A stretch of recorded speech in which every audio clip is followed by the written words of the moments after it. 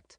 The artificial skin around his hand felt the blow, but not the pain, and his hand came away without a scratch. Before climbing out, he activated Deuce's nanotech bodysuit, pulling the hood and mask over her head. It rendered her all but invisible.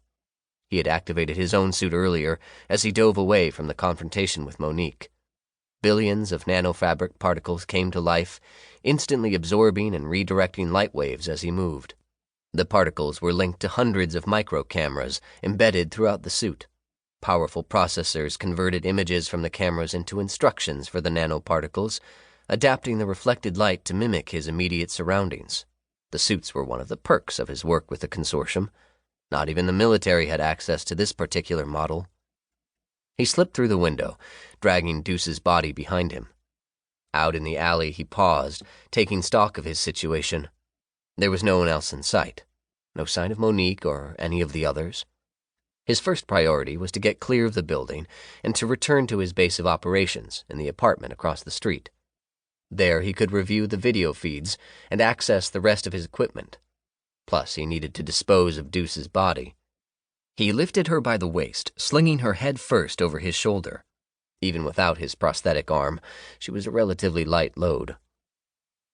The alley emptied into a side street. He walked toward the main road, approaching cautiously and in the shadows of the still-burning building. A crowd had gathered, gawking at the now raging inferno that had been Hanssen Scientific. The suits did their job, though. No one noticed their arrival. He crossed the street, arriving at the corner of the apartment building, again without incident. From there, however, his path became less certain as the gathering crowd now blocked the apartment entrance. The nanotech suits had a wide range of uses, but maneuvering through tight crowds wasn't one of them. The rapidly shifting visual field was too much, even for the suit's state-of-the-art processors. And physical contact, of course, would be a dead giveaway.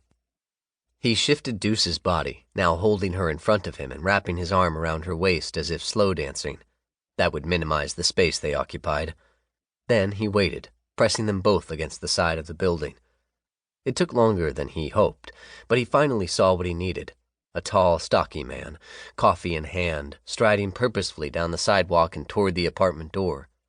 The man passed their location, and Pax fell in step directly behind him, mimicking his pace and gait so close that Deuce all but brushed against the man from behind. With any luck, the crowd would part. The man wouldn't make any sudden or unexpected movements, and Pax would follow right behind him and into the building. His luck held.